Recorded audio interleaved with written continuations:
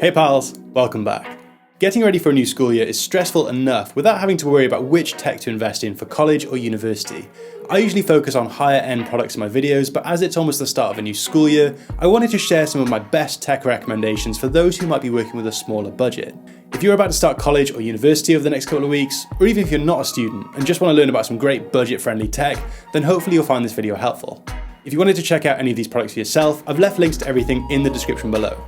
Okay, so kicking things off, you're going to need a bag for all your books, stationery and everyday carry. There's plenty of great options out there, but recently I've been using the Urban Day Pack from Mopac, which they kindly sent out to me for this video. I've really enjoyed using it for the last couple of weeks. It's a bit more general purpose than my other bags, which are a bit more focused on carrying camera gear, but it's still got plenty of nice features and I can see it being a wicked option for students. I really like the fully openable design, which allows you to actually organise the contents of your bag instead of just cramming things in and hoping they won't move around too much.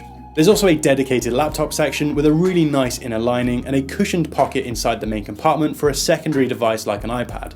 I've seen some bags with poorly designed magnetic buckles, which can open from the weight of the contents inside, but fortunately Mopac has implemented a high quality locking design which stops this from happening. The bag's construction feels really solid and the water resistant outer materials give me confidence that my belongings will be protected from the occasional knock or spill. If you're looking for something smaller and more manageable for the days when you don't have classes, Mopac also sells the Wanderer Sling, which is a great sidekick to your bigger bags and is perfect for your everyday essentials. Overall, I'm really impressed with both of these bags, which are definitely punching above their weight when it comes to features and offer excellent value at their current prices.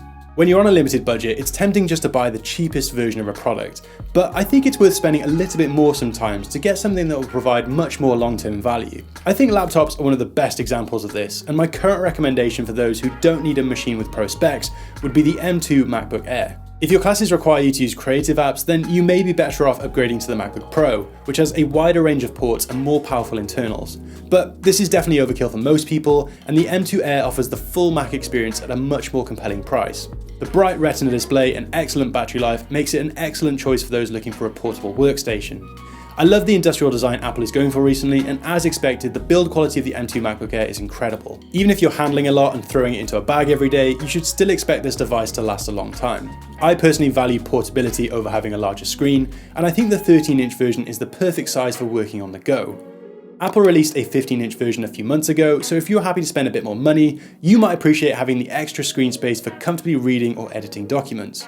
Whichever laptop you decide on, you're going to be using this device a lot in the coming months. You might be tempted just to use the built-in keyboard and trackpad, but I can tell you from experience that this will encourage you to hunch over more, and prolonged use can lead to pretty significant strain on your back, neck, and wrists. I know posture isn't exactly a sexy subject, but there's a couple of products I highly recommend to create a more comfortable and ergonomic workspace. The first is a mouse and keyboard, with my go-to choice for these being the Logitech MX series. The MX Master is a bit more expensive than most computer mice, but there's a reason why all your favorite tech creators are using one. The tracking is excellent, you can go months without having to charge it, and the hand-sculpted design is really comfortable to use. Keyboards are a bit more subjective, so this will come down to what sort of experience you prefer. I'm a big fan of mechanical keyboards, so I would choose the MX Mechanical Mini, but I know some people don't get on well with the raised typing height, so if this sounds like you, then you could get the MX Keys Mini, which provides the same great features, but with a typing experience closer to the keyboard you get from your laptop. I think the MX Mechanical Mini is a really good looking keyboard, and the build quality is solid. It definitely doesn't look out of place next to my other high-end tech products. The typing experience isn't bad either. The larger keys have a bit more rattle than I'd like, but I enjoyed the low-profile keys more than I thought I would. They're decently smooth and the travel feels great compared to the chiclet-style keys on my MacBook.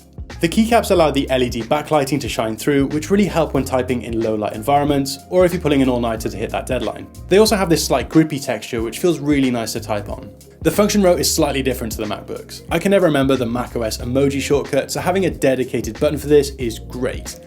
But the first 3 buttons are mapped to the keyboard's device switching feature, which means you lose the shortcut for quickly adjusting screen brightness. I use this function a lot, and I think this probably could have just been a toggle switch, similar to the mouse. This would usually be a complaint, but my favourite thing about the MX series is the amount of customization they offer.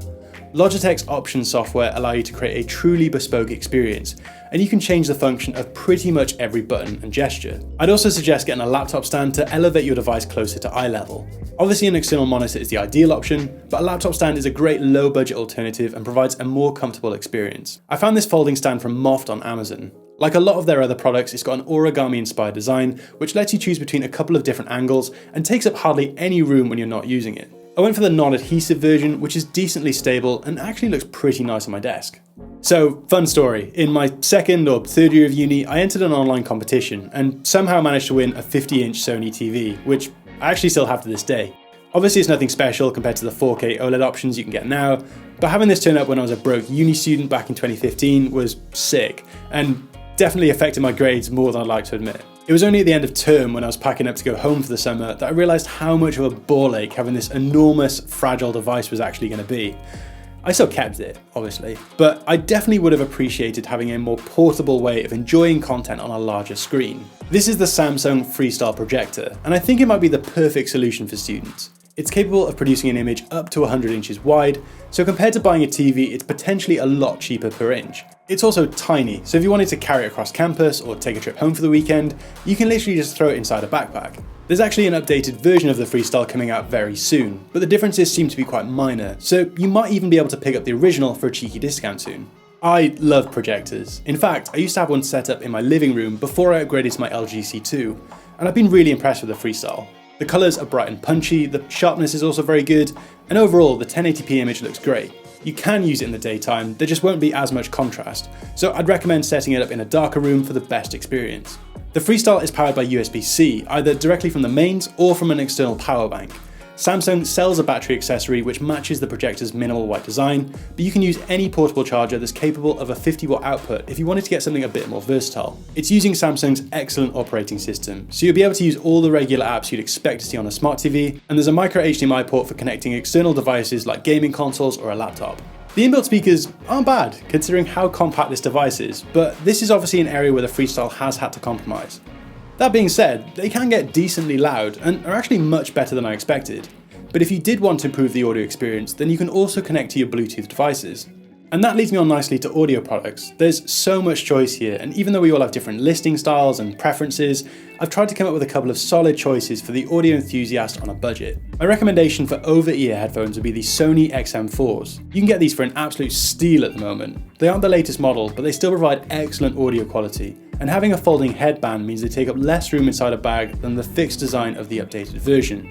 The XM4s have excellent active noise cancelling, helping you to focus and find your flow, and I love the inbuilt controls on these headphones. The right ear cup is touch sensitive, and you can control playback by tapping and using swiping gestures, which feel really natural and is super helpful for when you need to get your head down without being distracted by your phone. I personally prefer in-ears for my day-to-day listening, and while the AirPods Pro 2 are pretty close to being my perfect headphones, the Beats Studio Buds Plus would be my first choice for those looking at lower cost options. I bought a pair for my video on transparent tech, and I was really impressed with how good they sounded. The Beats Studio Buds Plus are really well balanced compared to Beats of old, and I really like that they've inherited some of the features I enjoy using on my AirPods. There's been a couple of great products from Beats recently, and they seem to be positioning themselves as a lower cost alternative to Apple's lineup of audio products.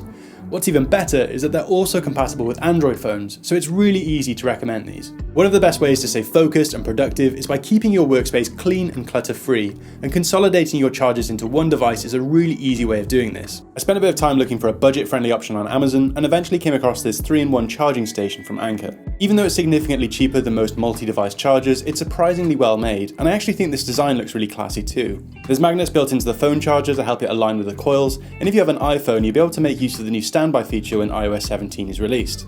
The charging speeds aren't the fastest, but it's perfect for somewhere like your desk or bedside cabinet, and being able to charge the tech I use every day from a single source is way more convenient. There is a small caveat: it doesn't come included with an Apple Watch charger, so you'll need to supply the cable yourself, specifically one with a USB-A connection. Apple stopped including these a while ago, and now they use the updated USB-C connection. But if you have an old one sitting at the back of a drawer, this is a great way to minimise clutter and reduce some of your e-waste. Alright, that wraps up my favourite back to school tech. Let me know in a comment if there's anything you think I've missed. Otherwise, thanks for watching. I'll see you next time.